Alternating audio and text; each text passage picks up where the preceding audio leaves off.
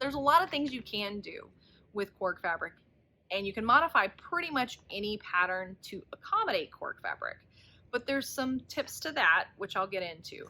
However, if it is your very first cork fabric project and all you knew is that you wanted to use cork fabric and you didn't know how, I would highly recommend using one of our patterns in the shop from SewGnar. They're very simple patterns, they're easy to put together, and they're specifically designed to go with cork. It will be an easy, no fuss first project. My favorite simple project from her would be the wristlet clutch. It's super easy to put together in one afternoon. If you, however, want to modify an existing pattern, let's just take a bag pattern for example. The first thing I would start looking at is the interfacing required.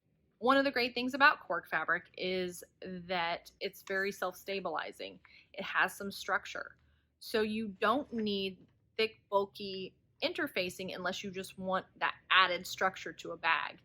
If you want your bag to have some structure, or you're making, like, say, a structured wallet, then you may want to keep in, say, the interfacing but make it a lighter version.